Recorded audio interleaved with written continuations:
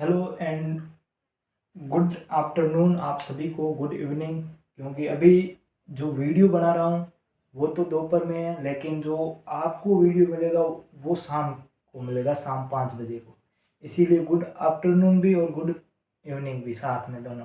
ठीक है।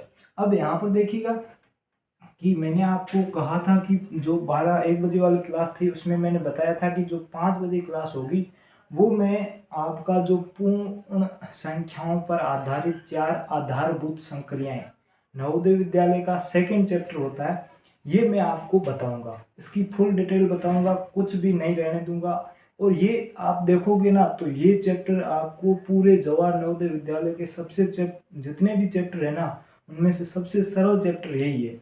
इसमें ज़्यादा कुछ नहीं करना है, आपको बहुत ही सिंपल जो ज़्यादातर प्रश्न पूछे जाते हैं वही मैं बताऊंगा।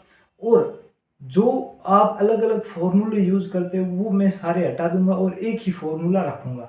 ठीक है। तो आप बने रहिए लास्ट तक और देखते रहिए कि क्या क्या इस चैप्टर में आएगा और हम उसको कैसे करेंगे। ठीक है। तो आज की क्लास को शुरू करते हैं। ठीक है। यहाँ पर देखिएगा नवोदय क्लासेस 2020। अगर आपने अभी तक यूट्यूब चैनल को नहीं सब्सक्राइब किया है तो सब्सक्राइब कर दे नवोदय क्लासेस 2020 के। आपको एग्जाम तक सारे चैप्टर वाइज वीडियोस के रूप में और जो मैथ टेस्ट है उसके रूप में सारी प्रकार की मैथ्स की जो समस्या है उनका समाधान किया जाएगा। मानसिक योग्यता की समस्या का समाधान हरीश सर कर रहे हैं, तो बने रहिए, उनकी भी क्लास देखते रहिए, हमारी भी देखते रहिए, ताकि पूरी तरह से आपके डाउट क्लियर हो जाए। ठीक है। तो अब यहाँ पर आपको मैं जो मेन सबसे इम्पोर्टेंट चीज़ है वो मैं आपको बताना चाहूँगा कि आपको किस हिसाब से प्रश्न पूछे जा सकते हैं। नॉर्मली आपको ये प्रश्न पूछा जा सकता है कि 1 से 100 तक प्राकृत संख्याओं का योग क्या है, या ये पूछा जा सकता है कि प्रथम 10 प्राकृत संख्याओं का योग क्या है, या ये भी पूछा जा सकता है 50 से 80 तक के बीच में प्राकृत संख्याओं का योग क्या है। कुछ भी पूछा जा सकता है, यानी कि प्राकृत संख्याओं का योग पूछ सकता है। ठीक है। पहला टाइप ये हो गया। दूसरा आपको ये पूछ सकता है कि 1 से 50 तक सम संख्याओं का योग क्या होगा, या प्रथम 20 सम संख्याओं का योग क्या है। मतलब कि सम संख्याओं से संबंधित आपको प्रश्न पूछा जा सकता है इस चैप्टर के अनुसार। अगला प्रश्न ये हो सकता है कि 1 से 50 तक विषम संख्याओं का योग क्या है। 1 से 50 तक विषम संख्याओं का योग क्या है, या प्रथम 10 विषम संख्याओं का क्या है। या आपको ये ऐसे भी पूछा जा सकता है कि 20 से नीचे कितनी 20 से नीचे जितनी भी विषम संख्या है उनका योग क्या है। मतलब कि विषम संख्या से संबंधित प्रश्न पूछा जा सकता है। आपको ये प्रश्न पूछा जा सकता है कि 5 के पहाड़े का योग क्या है। 5 के पहाड़े का योग क्या है। 7 के पहाड़े का योग क्या है। ठीक है। आपको ये प्रश्न पूछा जा सकता है कि प्रथम 10 पूर्ण संख्याओं का योग क्या है। मतलब कि आपको इस प्रकार के प्रश्न पूछे जा सकते हैं, और ज्यादातर योग वाले पूछते हैं। ठीक है। घटाओ वाले नहीं पूछते, ज्यादातर योग वाले पूछते हैं। आपको एक साथ 1 से 1000 तक सम संख्याओं का योग क्या होगा, विषम संख्याओं का योग क्या होगा, प्राकृत संख्याओं का योग क्या होगा, सब कुछ पूछा जा सकता है। ठीक है। बच्चे कंफ्यूज इसीलिए होते हैं क्योंकि अब 1 से 100 तक प्राकृत संख्याओं का योग कैसे ज्ञात करें भाई। 1 2 3 4 5 6 7 8 ऐसे 100 तक गिनती लिखे, उसके बाद इनका योग करें, बिल्कुल वहां पर टाइम खराब हो जाएगा। ठीक है। तो वैसे नहीं करना है। अब इन सबका अगर आप बुक्स में देखोगे ना तो सबका आपको फॉर्मूला अलग मिलेगा। प्राकृत संख्याओं का योग का अलग मिलेगा, सम का अलग मिलेगा, विषम का अलग मिलेगा। ठीक है। और पूर्ण संख्याओं का अलग मिलेगा। हर किसी का मतलब कि फॉर्मूला अलग अलग, पहाड़े का भी अलग मिलेगा। आपको तरीका बताया जाएगा कि पहाड़े का योग कैसे ज्ञात करते हैं। तो इन सभी फॉर्मूलों को हटा के मैंने सिर्फ एक ही फॉर्मूला यहाँ पर अप्लाई किया है। वो फॉर्मूला कौन सा है मैं आपको बताता हूँ। ठीक है। पहले वो फॉर्मूला कहाँ यूज करना है वो मैं बता देता हूँ, उसके बाद वो फॉर्मूला बता देता हूँ। तो वो फॉर्मूला क्या है कि कोई भी सीरीज जैसे 1 2 3 4 5, मतलब कोई भी सीरीज जैसे कि प्राकृत संख्या की हो सकती है, सम की हो सकती है, विषम की हो सकती है, पहाड़ी की हो सकती है, पूर्ण संख्याओं की हो सकती है, किसी भी मतलब कि किसी भी संख्या की सीरीज होना, उसमें अगर सभी अंकों के बीच में अंतर एक मतलब कि अंतर समान है, सभी का अंतर समान होना चाहिए। यानी कि अगर इसका 1 आ रहा है तो सबका 1 होना चाहिए, अगर इसका 2 आ रहा है तो सबका 2 होना चाहिए, अगर 3 आ रहा है तो 3 होना चाहिए। यानी कि अंतर बीच में है ना सीरीज का, वो अंतर अगर समान है ना तो ये फॉर्मूला आप यूज कर सकते हो, कहीं पर भी यूज कर सकते हो। अब मैंने ये 5 ही सिचुएशन क्यों ली तो वो भी मैं बताऊंगा कि इन पांचों को सिचुएशन को हम क्यों इस फॉर्मूले में यूज करेंगे। ठीक है, पहले फॉर्मूला लिख लीजिए। हर वीडियो में मैं अगर पूर्ण संख्या का कोई भी क्वेश्चन करवाता हूँ ना तो मैं यही फॉर्मूला बताता हूँ। इसके अलावा मैंने अभी तक कभी भी प्राकृत संख्या का अलग नहीं बताया, पूर्ण संख्या का नहीं बताया, विषम संख्या किसी का भी अलग से नहीं बताया। मैं हर बार एक ही चीज बताता हूँ, क्योंकि बच्चे एक ही मतलब चीज को बार बार देखेंगे तो उनको समझ में आ जाएगा। लेकिन अगर मैं अलग अलग तरीके बताऊंगा तो वो कंफ्यूज हो जाएंगे। ठीक है, तो मेरा हमेशा एक ही फॉर्मूला रहता है, क्या है, योग निकालना। हमें हर संख्या का मतलब किसी भी का योग ही निकालना है। तो योग बराबर क्या होगा, कुल संख्या, फॉर्मूला नोट कर लेना, कुल संख्या प्रथम संख्या, कोष्टक में प्रथम संख्या प्लस अंतिम संख्या, ठीक है, फिर ब्रैकेट बंद बटे 2। ये सिंपल यही फॉर्मूला है। अब यहाँ पर देखो मैंने अब प्राकृत संख्या के लिए क्यों यूज किया। अब मैं यहाँ पर आपको एग्जांपल बताता हूँ। प्राकृत संख्या यहाँ पर 100 है, मैं 10 तक ले लेता हूँ। ठीक है, तो 1 2 3 4 5 6 7 8 9 और 10। ठीक है, 100 तक लेंगे तो भी वैसे ही। अब यहाँ पर मैंने क्या कहा था, सबका बीच का जो अंतर है ना वो समान होना चाहिए। तो यहाँ पर आप देख सकते हो सबका अंतर है ना समान है, सबका अंतर एक एक आ रहा है, सबका अंतर एक आ रहा है। यहाँ पर सबका अंतर एक एक आ रहा है। ठीक है, सबका अंतर एक एक आ रहा है, इसीलिए प्राकृत संख्याएं जितनी भी है ना उसकी जगह पर हम ये फॉर्मूला यूज कर सकते हैं। ठीक है, प्राकृत संख्याओं का अलग से फॉर्मूला यूज करने की जरूरत नहीं है। ठीक है, अब यहाँ पर देखो प्राकृत संख्या तो मैंने बता दिया आपको। ठीक है, अब प्राकृत वाला तो हो गया हमारा। अब मैं आपको जैसे प्राकृत का हो गया ना, तो अब मैं आपको जो दूसरा है सम संख्या, सम संख्या का भी बता देता हूँ। तो यहाँ पर देखिए 2 4 6 8 10। ठीक है, अब यहाँ पर सम संख्या देखेंगे तो सम संख्या के बीच का जो डिफरेंस है ना सब सीरीज का, वो भी सबका समान आ रहा है। सबके बीच का डिफरेंस कितना आ रहा है, 2 2 आ रहा है। यानी कि सम संख्या में भी हम ये फॉर्मूला अप्लाई कर सकते हैं। ठीक है, आगे देखिएगा, आगे तीसरा जो फॉर्मूला है वो कौन सा है, मतलब तीसरी जो संख्या विषम संख्या। तो विषम संख्या देखेंगे 1 3 5 7 और 9।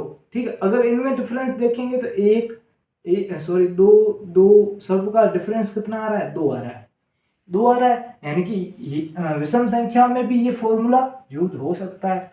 ठीक है, अब मैं आपको अगला जो हमारा 4 नंबर है, इसमें देखो 5 का पहाड़ा, 5 का पहाड़ा देखो 5 5 दूनी 10 5 दिया 15 5 चौके 20, ऐसे आगे 5 25 30 35। अगर उनमें भी डिफरेंस देखो ना तो सब में समान आ रहा है 5 5।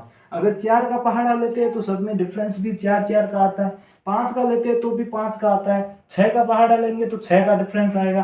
ठीक है, यानी कि सब में डिफरेंस है ना वो बराबर आ रहा है, इसीलिए ये फॉर्मूला हम इस जगह यूज कर सकते हैं। ठीक है, आगे देखिएगा। अब यहाँ पर प्रथम पूर्ण संख्या, पूर्ण भाई 10 पूर्ण संख्या 1 2 0 1 2 3 4 5। भाई प्राकृत संख्या है वही सेम है पूर्ण संख्या, लेकिन सिर्फ एक जीरो ऐड किया हुआ है। तो यहाँ पर देखो जीरो ऐड किया हुआ है ना, तो यहाँ पर देखो एक, सब में एक का डिफरेंस आ रहा है। कितने का डिफरेंस आ रहा है, एक का आ रहा है। तो एक का डिफरेंस आ रहा है, इसीलिए हम इस फॉर्मूले को भी यहाँ पर यूज कर सकते हैं ना। बहुत ही अच्छी तरह से बता रहा हूँ आपको, सारे मतलब कि सारी कंडीशन बता रहा हूँ कि आप ये फॉर्मूला यूज क्यों करेंगे इसकी जगह, और यूज हो रहा है या नहीं हो रहा है वो भी मैं बता रहा हूँ। ठीक है, तो यहाँ पर आप लोगों ने जो 5 कंडीशन देखी है ना उनकी जगह यूज हो रहा है। ठीक है, अब पांचों ही कंडीशन को मैं आपके सामने इस मतलब कि फॉर्मूले से इसको सोल्व करके बताऊंगा। ठीक है, ताकि आपका जो भी समस्या है ना वो एकदम सोल्व हो जाए। ठीक है, तो यहाँ पर देखिएगा, पहली 1 से 100 तक प्राकृत संख्या, बाद में 1 से 50 तक सम और विषम है, 5 का पहाड़ा और 10 पूर्ण संख्याएं हैं, प्रथम पूर्ण संख्या है। तो यहाँ पर देखिएगा मैं आपको पूरी एकदम अच्छे से बता देता हूँ।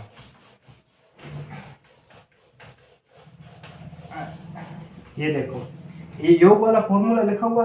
अब पहला प्रश्न क्या था कि प्रथम मतलब 1 से 100 तक संख्याओं का योग, 100 तक संख्याओं का योग पूछा है। प्राकृत संख्याओं का योग पूछा है, यानी कि 1 से 1, 1 2 3 4 5 6 7 8 9 10 11 12 13 ऐसे मतलब कंटिन्यू होती जाएगी और डिफरेंस भी सबका एक एक आ रहा है।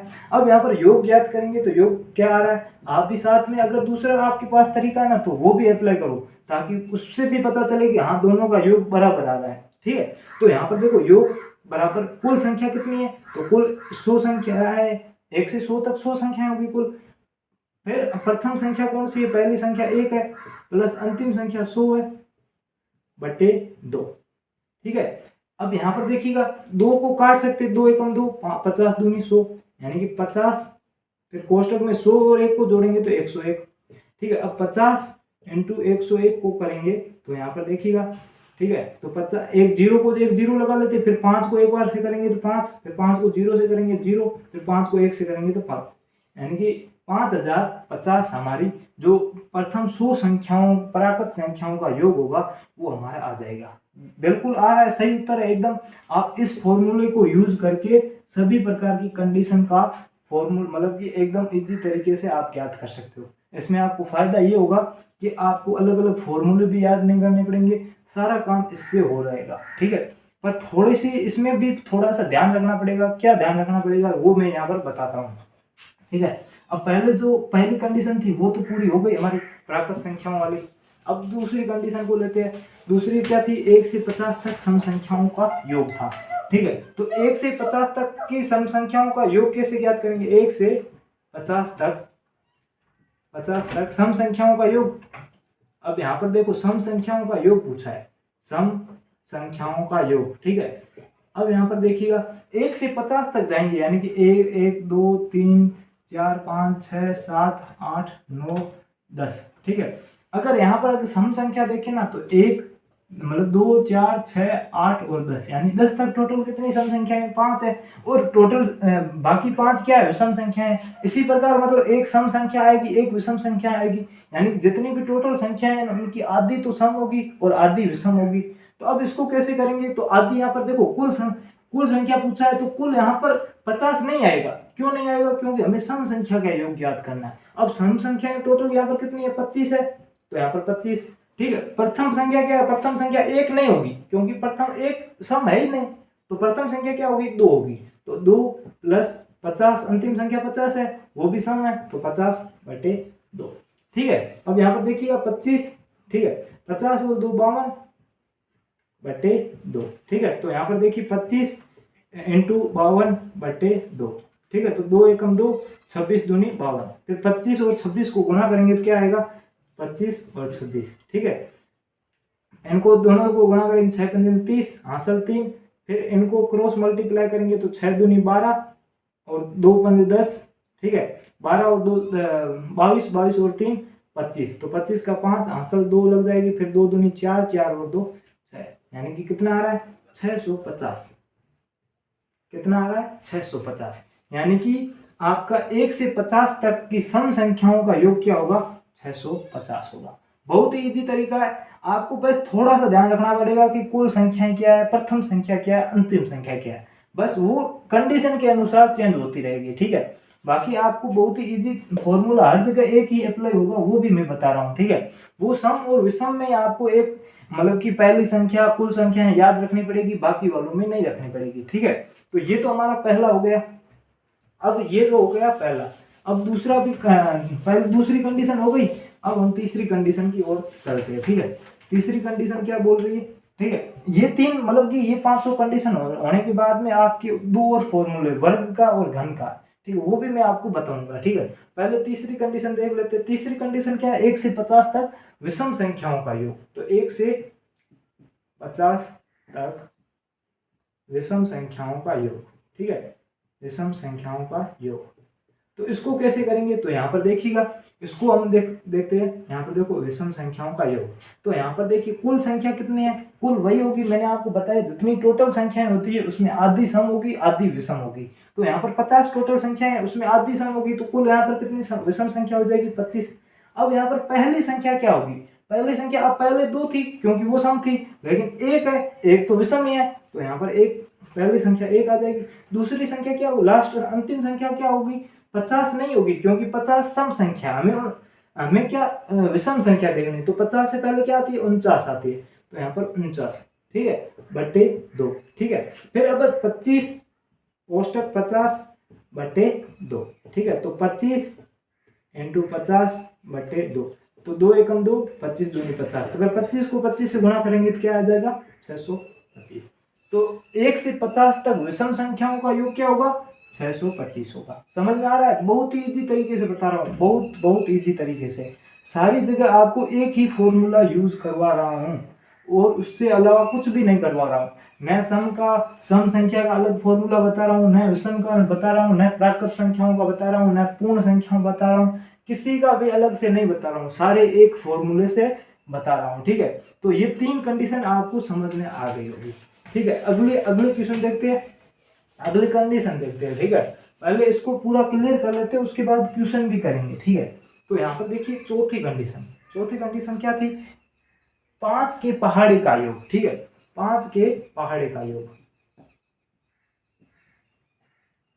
पहाड़े का योग।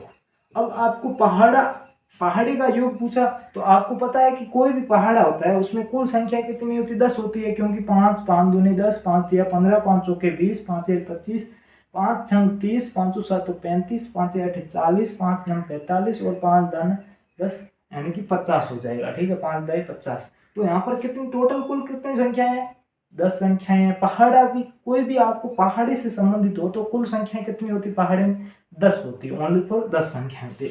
तो यहाँ पर पहाड़े में कितनी हो जाएगी, कुल योग ज्ञात करेंगे तो कुल संख्या कितनी होगी, 10। अब पहली संख्या क्या है, 5 है, भाई पहाड़ा 5 का स्टार्ट हो रहा है तो 5 से ही स्टार्ट होगा, प्लस जो लास्ट संख्या होती है तो 5 दाई 50, तो यहाँ पर कितना आ जाएगा, 50 बट्टे 2, ठीक है। तो 2 को अगर 10 से काटेंगे तो 2 एकम 2, 5 दूनी 10, यहाँ पर 5, ठीक है, कोष्टक में 5 और 55 को जोड़ेंगे तो 5 और 50 को जोड़ेंगे 55, फिर 5 को और 55 को गुणा करेंगे तो क्या आ जाएगा, 5 25, ठीक है, 25, इसको इससे गुणा करेंगे 25 हासिल 2, फिर इसको इससे गुणा करेंगे 25 और 2 27, यानी कि 275, जो कि 5 का पहाड़ा है उसका टोटल योग क्या होगा, 275 योग होगा। अब आप ऐसे तो ज्ञात नहीं करेंगे, 5 5 दूनी 10, 15 20, ठीक है, 25 30 35 40 45 50, ठीक है। अब आपको पता है कि पहाड़ है तो पहाड़ी में टोटल योग संख्याएं कितनी होगी कुल, तो कुल 10 संख्या होंगी। पहली संख्या यहाँ पर क्या है, 5 है, अंतिम संख्या क्या है, 50 है, ठीक है। अब टोटल योग क्या आ रहा है, तो 5 के पहाड़े का कुल योग कितना आएगा, 275। आपको 4 का पहाड़ा दे सकता है, 3 का दे सकता है, 7 का दे, किसी का भी दे, हम इस तरीके से आराम से ज्ञात कर सकते हैं, ठीक है। ये हमारा चौथी कंडीशन हो गई, फोर्थ कंडीशन, ठीक। अब लास्ट कंडीशन है वो भी देख लेते हैं। वो कंडीशन मतलब कि क्या है, तो वो मतलब कि पूर्ण संख्याओं की है, तो उसमें ज्यादा कुछ मतलब कि अलग है नहीं, वो जो प्राकृत संख्या थी वैसे ही है। तो यहाँ पर देखिएगा अगली क्या लास्ट कंडीशन थी, प्रथम 10 संख्याओं, प्रथम 10 पूर्ण संख्याओं का योग, पूर्ण संख्याओं का योग, ठीक है। तो यहाँ पर आपको याद रखना है कि प्रथम पूर्ण संख्या पूछ रहे हैं, 10 प्रथम पूर्ण संख्या, तो 10 संख्याएं कौन कौन सी होगी, 1 0 1 2 3 4 5 6 7 8 9। अब ये 10 संख्या होगी, 1 2 3 4 5 6 7 8 9 10, यानी कि प्रथम 10 पूर्ण संख्याएं हो गई। अब इनका ही योग पूछा है तो कुल संख्या कितनी है, कुल संख्या 10 है, हमें दी हुई है 10 संख्याएं। प्रथम संख्या कौन सी है, 0 है, प्लस अंतिम संख्या कौन सी है, 9 है, बट्टे 2, ठीक है। 2 को काटेंगे 2 एकम 2, 5 दूनी 10, यहाँ पर 5, कोष्टक में 9 को 0 से जोड़ेंगे तो 9, फिर 9 को 5 से गुणा करेंगे तो क्या आ जाएगा, 45, यानी कि प्रथम जो 10 पूर्ण संख्याएं हैं उनका योग क्या होगा, 45 होगा, ठीक है, 45 होगा। अब आपको पता है या होगा या नहीं होगा, तो इसको जोड़ेंगे तो 10 आएगा, ठीक है, फिर 2 और 8 को जोड़ेंगे तो भी 10 आएगा, इसको और इसको जोड़ेंगे तो भी 10 आएगा, इसको और इसको जोड़ेंगे तो भी कितना आएगा, 10। अब पीछे 5 बच गया तो 5, तो 10 10 20 30 40 और 5 45, यानी कि टोटल प्रथम जो 10 पूर्ण संख्या है उनका योग कितना हो जाएगा, 45 हो जाएगा। अगर आपको ऐसा पूछे कि प्रथम 10 प्राकृत संख्याएं, तो यहाँ पर प्राकृत संख्या में 0 तो आएगा नहीं, तो यहाँ पर पीछे क्या आ जाएगा, 10 आ जाएगा। तो यहाँ पर 45 इसका आ गया था 1 से 9 तक का, अब 10 और जोड़ दो तो प्रथम प्राकृत 10 प्राकृत संख्याओं का योग क्या होगा, 55 होगा, 55 होगा। तो यहाँ पर जो एक ही फॉर्मूला था जो पांचों कंडीशन में लग चुका है, तो ये आपको अच्छी तरह से पता चल गया होगा कि इस प्रकार से जो अब आपको मतलब कि जो पूर्ण संख्याओं पर आधारित जो 4 आधारभूत संक्रियाएं हैं, ये चैप्टर आपको बहुत ही इजी लग रहा होगा, क्योंकि सारे क्वेश्चन इसी प्रकार से पूछते हैं और इसी प्रकार के क्वेश्चनों में आप सिर्फ एक ही फॉर्मूला यूज करके सारे प्रश्न कर सकते हो। ठीक है, बाकी आपकी इच्छा है कि आप जो भी आपको अच्छा लगे वो फॉर्मूला यूज करना। ठीक है, मैं किसी को पाबंद नहीं करूंगा कि यही फॉर्मूला यूज करें। ठीक है, आप बस एक बार समझ लीजिए कि इससे हो रहा है बस। ठीक है, अब आपको ये अच्छा लगे तो इसको भी यूज कर सकते हैं, ये अच्छा नहीं लगता है तो आपको अपनी इच्छा से आप कोई भी यूज कर सकते हो। ठीक है, तो ये हमारा हो गया जो मतलब कि 5 कंडीशन थी जिसमें एक ही फॉर्मूला यूज होता था योग का, वो हमारा हो गया। अब 2 फॉर्मूले और बताऊंगा। ठीक है, 2 फॉर्मूले ओनली फॉर तो वो 2 फॉर्मूले कौन सी है, एक तो वर्गों की संख्या का योग, प्राकृत संख्या के वर्गों का योग, प्राकृतिक या प्राकृत, ठीक है, प्राकृत संख्याओं के वर्गों का योग, ठीक है, प्राकृत संख्याओं के वर्गों का योग हो सकता है। एक तो ये होगा, एक प्राकृत संख्याओं के घनों का योग, प्राकृत संख्याओं के घनों का योग। ठीक है, प्राकृत संख्याओं के घनों का योग, ये 2 फॉर्मूले हो सकते हैं। ठीक, अब ये दोनों फॉर्मूले क्या है, तो इनका फॉर्मूले का जो योग होगा उसको हम किस प्रकार से ज्ञात करेंगे, तो यहाँ पर देखिएगा जो अंतिम संख्या है, ठीक है, अंतिम संख्या वर्गों का बता रहा हूं, वर्गों का किसका बता रहा हूं, जो प्राकृतिक संख्या के वर्गों का योग पूछा है वो बता रहा हूं। ठीक है, तो अंतिम संख्या, फिर अंतिम संख्या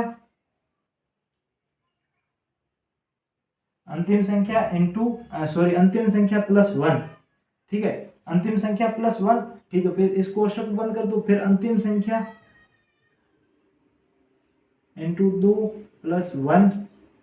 ठीक है, इसमें बट्टे 6 आ जाएगा।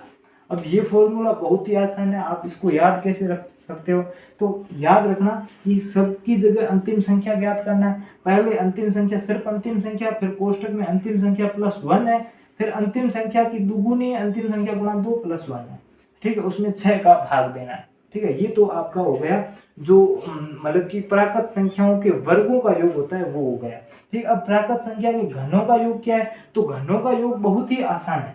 घनों का योग आप ऐसे मान लो कि ये जो लास्ट वाला टर्म है ना, ये नहीं है, बाकी इतना ये है। ठीक है, अब यहाँ पर देखो इसका घनों का क्या है, तो अंतिम संख्या, ठीक है, फिर अंतिम संख्या, फिर कोष्टक में अंतिम संख्या प्लस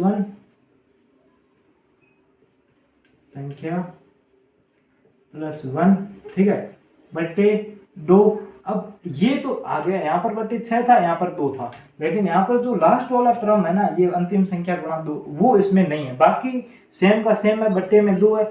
और इसमें क्या करना है, घनों में है, तो यहाँ पर दोनों इसका पूरे का स्क्वायर ज्ञात करना होगा। क्या ज्ञात करना होगा, स्क्वायर।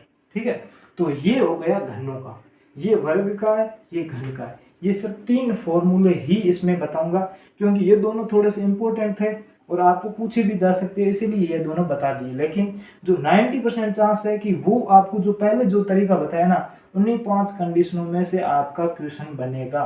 ठीक है, उन्हीं 5 कंडीशनों में से आपका क्वेश्चन बनेगा। इन दोनों में से आपको चांस कम है, फिर भी आपको याद रखना जरूरी है, क्योंकि ये भी पूछे जा सकते हैं, कोई भरोसा नहीं है, कुछ भी पूछा जा सकता है, सिलेबस में है वो कुछ भी पूछा जा सकता है। लेकिन जो प्रीवियस ईयर पेपर्स है या फिर जो मॉडल पेपर्स है, उनके आधार पर मैं ये बता रहा हूँ कि ज़्यादातर चांस उनके है। ठीक है, तो आपको तैयारी पूरी हर किसी की करनी है, किसी भी को छोड़ना नहीं है। ठीक है, अब यहाँ पर हम जो इन मतलब कि पूर्ण संख्या से संबंधित जितने भी क्वेश्चन है, ठीक है, क्वेश्चन ज़्यादा इंपॉर्टेंट नहीं है क्योंकि सरल है, आपको पहला फॉर्मूला यूज है ना, आपको पता है ना, तो सारे आप प्रश्न कर सकते हो। ठीक है, अब मैं आपको बता देता हूँ। ठीक है, ठीक है, पहला प्रश्न क्या है, पहली 10 विषम संख्याओं का योग क्या होगा। पहली 10 विषम संख्याओं का योग क्या होगा। अब यहाँ पर प्रश्न भी पूछा है कि प्रथम 10 संख्याओं का विषम संख्याओं का योग क्या होगा। तो प्रथम 10 संख्याएं कौन सी है विषम, तो 1 3 5 7 9 11 13 15 17 और 19। ठीक है, अब गिन लो 1 2 3 4 5 6 7 8 9 और 10, यानी कि 1 से लेकर 19 तक। ऐसे भी पूछा जा सकता है कि प्रथम 10 विषम संख्याओं का योग, तो 1 से 19 तक। ऐसे भी पूछा जा सकता है कि 20 से नीचे विषम संख्याओं का योग, उसका भी मतलब सेम ही रहेगा क्योंकि 20 से नीचे है सारी, 20 से नीचे सारी विषम संख्याओं का योग। अब इसका योग कैसे ज्ञात करेंगे, तो योग का फॉर्मूला क्या था, योग बराबर कुल संख्या, ठीक है, कुल संख्या प्रथम प्लस अंतिम, ठीक है, प्लस अंतिम बटे 2। ठीक है, अब यहाँ पर देखिएगा कुल संख्या कितनी है, 10 दी हुई है, प्रथम 10 संख्या है तो कुल संख्या 10 हो गई। अब प्रथम संख्या क्या है, 1 है, तो 1 प्लस अंतिम संख्या 19 बटे 2। ठीक है, 2 एकम 2, 5 दूनी 10। तो यहाँ पर देखिए 5 कोष्टक में 19 और 1 20, तो 5 को 20 से गुणा करेंगे तो क्या आ जाएगा 100। तो प्रथम जो 10 विषम संख्याएं हैं उनका योग कितना हो जाएगा, 100 हो जाएगा। ठीक है, आपको ऐसे भी पूछ सकता है कि प्रथम मतलब कि 20 से नीचे की जितनी भी विषम संख्याएं हैं उनका योग कितना होगा, तो उनका भी योग कितना होगा, 100 होगा। ठीक है, पहला प्रश्न क्लियर होगा, एक के साथ दो। दूसरा फिर बता दिया कि आपको ऐसे भी पूछा जा सकता है कि 20 से नीचे विषम संख्याओं का योग क्या है, तो उसका भी यही होगा क्योंकि 20 से सारी नीचे है, और प्रथम 10 विषम संख्याएं पूछे तो भी यही होगा। ठीक है, आपको प्रश्न थोड़ा सा घुमा सकता है और प्रश्न का उत्तर सेम ही रहेगा। ठीक है, अब ये तो क्वेश्चन आपको आ गया होगा।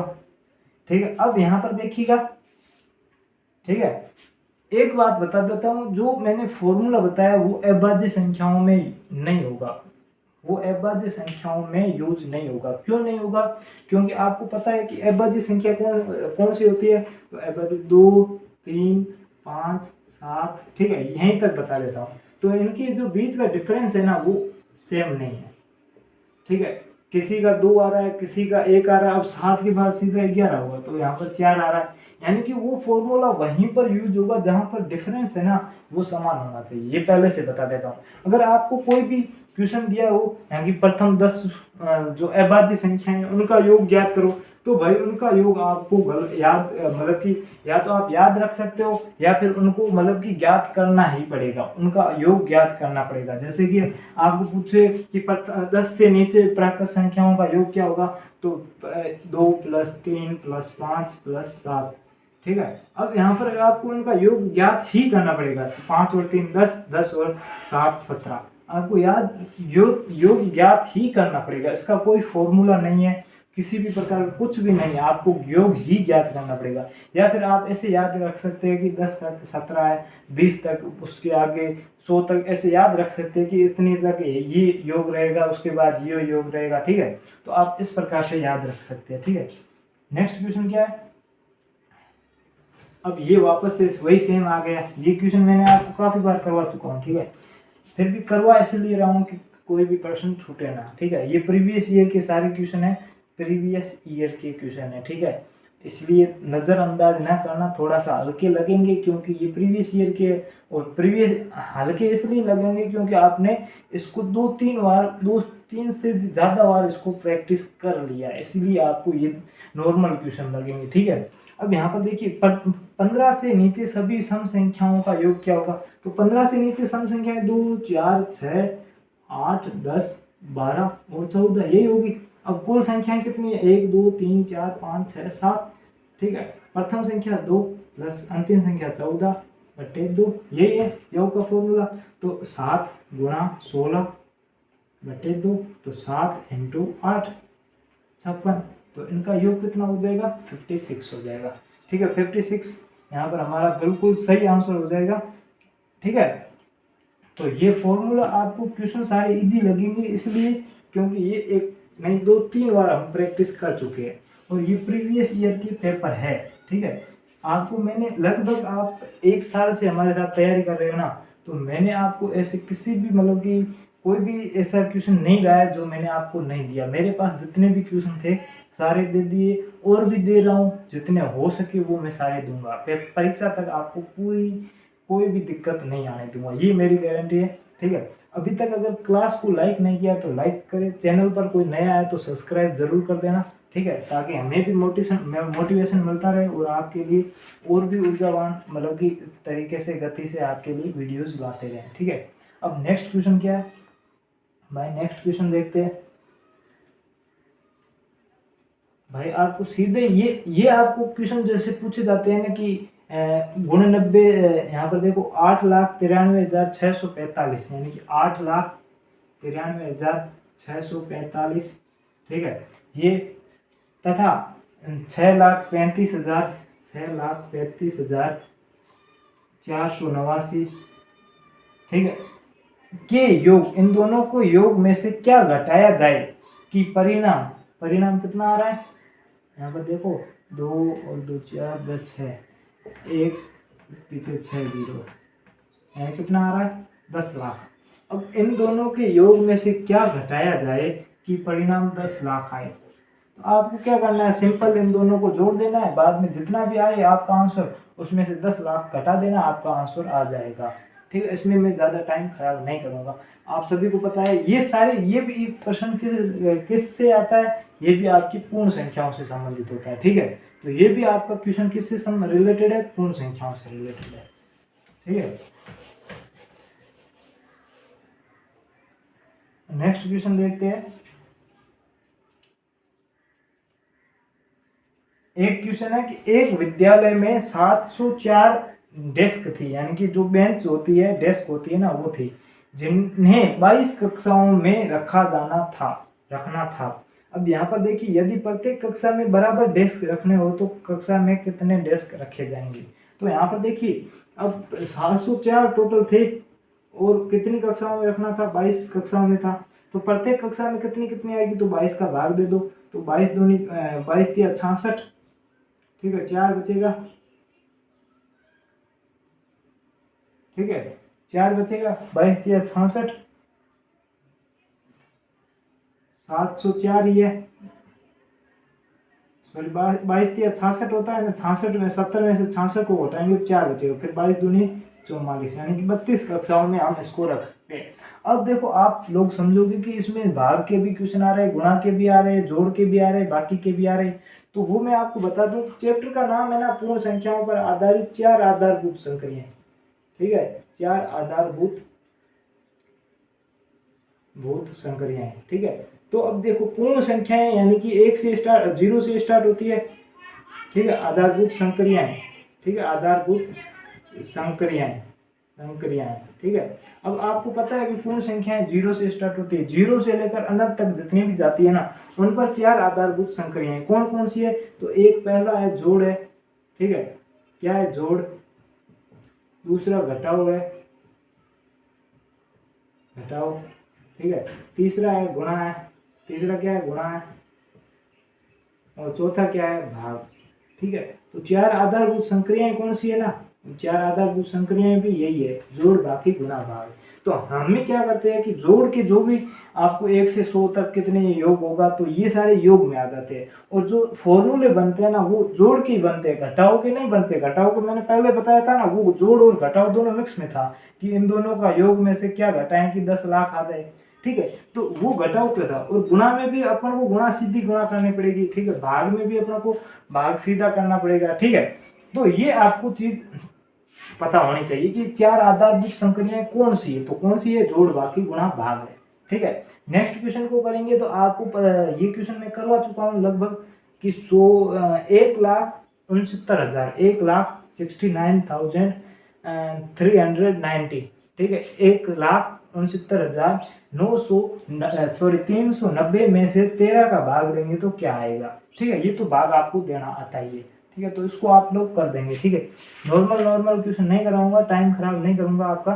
ठीक है, और ऐसा भी मतलब कि अब यहाँ पर देखिए ये क्वेश्चन दिया हुआ है कि आपको मतलब कि 1 स्क्वायर प्लस 2 का स्क्वायर प्लस 3 का स्क्वायर प्लस 3 का स्क्वायर प्लस 4 का स्क्वायर प्लस 5 का स्क्वायर।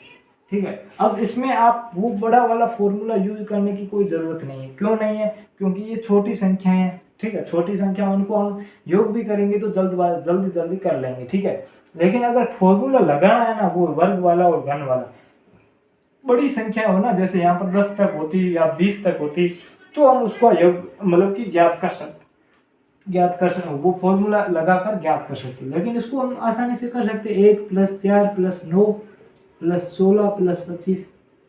ठीक है, तो 1 और 9 10। ठीक है, 4 और 16 20 + 25, तो 20 10 और 20 30, 30 और 25 35, सॉरी 45, 10 और 20 30, 30 और 25 55।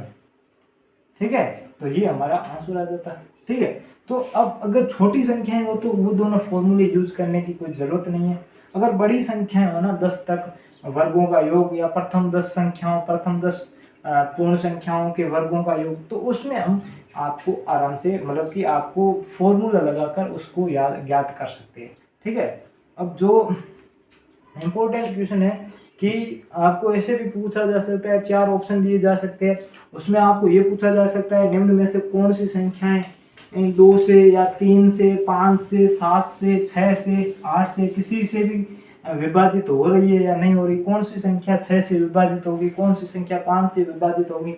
उसके लिए तो आपको भाजिकता के नियम पता होना चाहिए। अगर बेसिक में आपको भाजिकता के नियम अगर यहाँ पर बताऊं, क्योंकि ये तो चैप्टर है ना वो संख्या पद्धति का है। ठीक है, फिर भी मैं यहाँ पर आपका रिवीजन करने के लिए 2 की भाजिकता का नियम होता है कि इकाई का अंक है ना, इकाई का अंक 0 2 4 6 8 होना चाहिए। ठीक है, और 3 की भाजिकता का नियम क्या है? अंकों का योग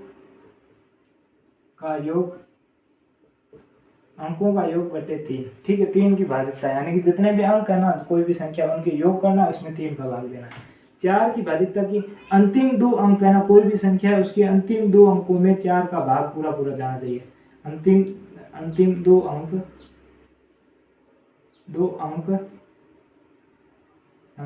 अंक बटे 4। ठीक है, जैसे 532 है तो 532 में जो अंतिम 2 अंक है ना, उसमें 4 का अगर पूरा पूरा भाग जा रहा है ना, तो उस पूरी संख्या में 4 का भाग जाएगा, नहीं तो नहीं जाएगा। ठीक है, 5 का क्या है? 5 का है कि इकाई का अंक है ना, इकाई का अंक या तो 0 हो या फिर 5 हो, तभी 5 में भाग जाएगा, नहीं तो नहीं जाएगा। 6 का क्या है? 6 का भाजिकता का नियम है, कोई भी संख्या है उसमें अगर 2 का भी भाग जा रहा है, 3 का भी भाग जा रहा है ना, तो 6 का पूरा पूरा जाएगा। यानी कि 2 का भी भाग जाना चाहिए, 3 का भी भाग जाना चाहिए, यानी कि ये दोनों भाजिकता के नियम उस संख्या में लागू होने चाहिए, तो ही भाग जाएगा, नहीं तो नहीं जाएगा। ठीक है, अब यहाँ पर देखो अगला क्या है? अगला 7 का बड़ा रहेगा, आपको फायदेमंद नहीं रहेगा, थोड़ा सा हाई लेवल में चला जाता है, इसलिए वो नहीं बताऊंगा। 8 का क्या है? यहाँ पर देखो 4 में क्या अंतिम 2 अंक है, लेकिन 8 का क्या है? अंतिम 3 अंक। ठीक है, कितने अंक? 3 अंक। अंतिम 3 अंकों में यानी कि इस पूरे अंतिम 3 संख्या अंक ये इनमें अगर 8 का पूरा पूरा भाग चला जाता है तो पूरी संख्या में चला जाएगा, भले वो संख्या कितनी भी बड़ी हो। ठीक है, अंतिम 3 अंकों में पूरा पूरा 8 का भाग जाना चाहिए, तो उस पूरी संख्या में भाग चला जाएगा। और 9 का क्या है? 9 का है अंकों का योग बटे 9। ठीक है, अंकों का योग बटे 9, ये 9 की भाजिकता है। 10 की भाजिकता क्या है? जिसका इकाई का अंक 0 और कुछ नहीं हो, इकाई का अंक 0 है, वह उस संख्या में 10 का पूरा पूरा भाग चला जाएगा। जिस संख्या में इकाई का अंक 0 नहीं है, उस संख्या में 10 का पूरा पूरा भाग नहीं जाएगा। तो ये भाजिकता के नियम थे कुछ, जो मैंने आपको लगभग सारे बता दिए, 10 तक इम्पोर्टेंट थे वो मैंने बता दिए। वो किस जगह काम आएंगे? आपको काम यही आएंगे कि निम्नलिखित में कौन सी संख्या में 10 का पूरा पूरा भाग चला जाएगा, 20 का जाएगा या 9 का जाएगा, 8 का जाएगा, उस जगह पर आपकी भाजिकता का नियम काम करेगा। हाँ, आप सीधे अंकों को काउंट करके भी कर सकते हो कि हाँ इसमें 2 का जाएगा, 3 का जाएगा चाहे नहीं जाएगा, 4 का जाएगा या नहीं जाएगा, 5 का जाएगा या नहीं जाएगा, 2 का जाएगा या नहीं जाएगा, वो आप सीधा देख कर भी पता कर सकते हो।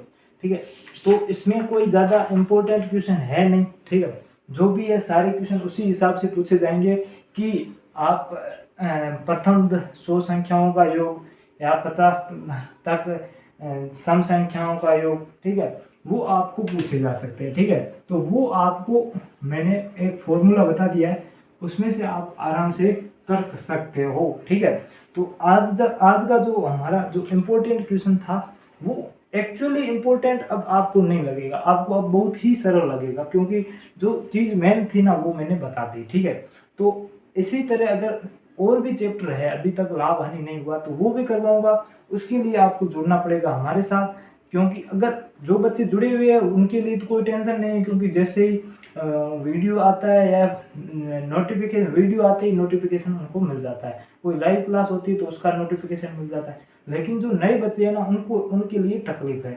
क्योंकि वो बच्चे कहाँ से है, हमारे ग्रुप से, कोई ग्रुप से जुड़ा हुआ है, बेस्ट नवोदय क्लास है 22, तो वहाँ पर लिंक पहुँच जाता है, लेकिन कभी कभी हम लिंक नहीं डाल पाते, तो वहाँ पर उनको फ़ायदा नहीं मिल पाएगा, वो बाद में देख पाएंगे। ठीक है, लेकिन लाइव क्लास में देखने का फ़ायदा ही अलग है। ठीक है, इंटरेस्ट भी आता है, तो सब कुछ है। तो इसलिए आप अभी सब्सक्राइब कर दें, और जो बेल आइकन है ना, पीछे घंटे वाला बटन है ना, उसको उस पर क्लिक करना, ऑल पर क्लिक कर देना, ताकि जो भी नोटिफिकेशन जितना भी है वो सारे आपको पास आ जाए और आप तुरंत क्लास में जुड़ पाओ। ठीक है, तो दोस्तों आज के लिए इतना ही।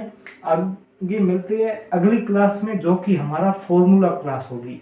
ठीक है, उस क्लास का नाम भी फॉर्मूला क्लास है। वो मैंने पहले ही आपको बता दिया था कि एग्जाम से पहले मैं सारे आपको फॉर्मूला बता दूंगा। ठीक है, कल सारे फॉर्मूला बता दूंगा, फिर टेस्ट भी फॉर्मूले का ले लेंगे। ठीक है, तो आज के लिए इतना ही। धन्यवाद। जय हिंद, जय भारत, वंदे मातरम।